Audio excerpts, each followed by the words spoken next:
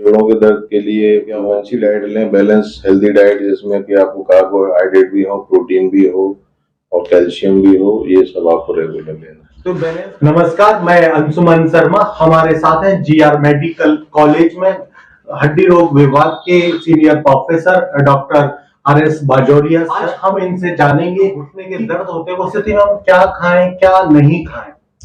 हाँ देखिए, मैं बताऊँ, जोड़ों का जो दर्द है वो दो तरह से हो सकता है। एक तो क्या भी आपके जोड़ की जो अंदर की कार्टिलेज घिस रही है जिसकी वजह से ये आर्थराइटिस स्टार्ट होती है।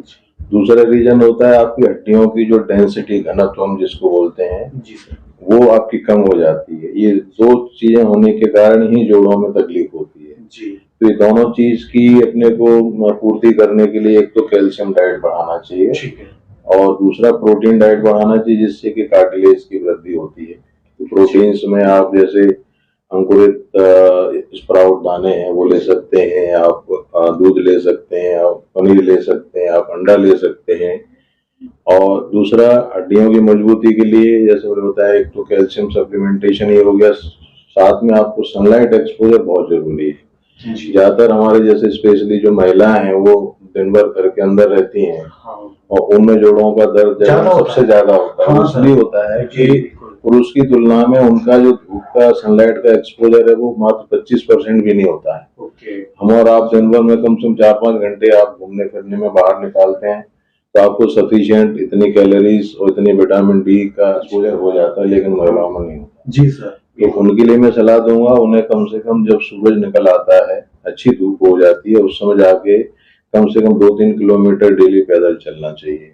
तो उससे दोनों चीजों में फायदा मिलेगा। एक तो जॉइंट आपके मजबूत बने रहेंगे, प्लस जो कैल्शियम की डेंसिटी कम हुई है, बोन डेंसिटी, वो भी इम्प्रूव होगी।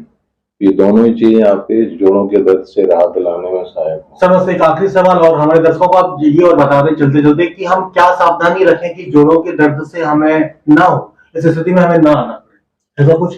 और किस उम्र में ये उम्र ऐसा कोई आजकल एज बार नहीं है आर्थराइटिस के लिए।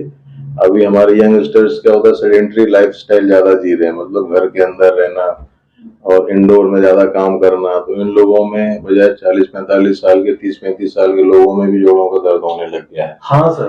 तो ऐसे लोगों के लिए मैं सलाह दूंगा कि उनको कम से कम 1 घंटा आउटडोर एक्टिविटी करना चाहिए, मतलब वॉक करना, साइकिलिंग, योगा, स्विमिंग, एक्सरसाइज जो आप कर सकते हैं, कम से कम आपको 1 घंटे की अच्छी एक्सरसाइज चाहिए।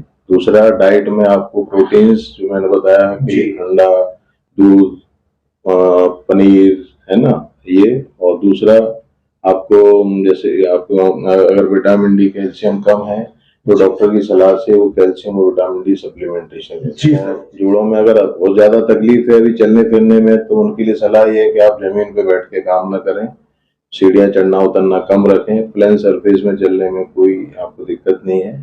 तो नीचे उठने बैठने में आपको बहुत स्ट्रगल करना पड़ता है और साथ में जोड़ भी जल्दी घिसते हैं, तो वो उस हैबिट से थोड़ा अपने को बचना चाहिए। परहेज है क्या सर इसमें, कुछ नहीं खाएं ऐसा कुछ? नहीं, ऐसा कोई परहेज नहीं है। अगर अन्यथा अगर उनको कोई और बीमारी ना हो, डायबिटीज है, थायराइड है या पेट से संबंधित समस्या है, तभी कुछ खाने पीने का परहेज होता है।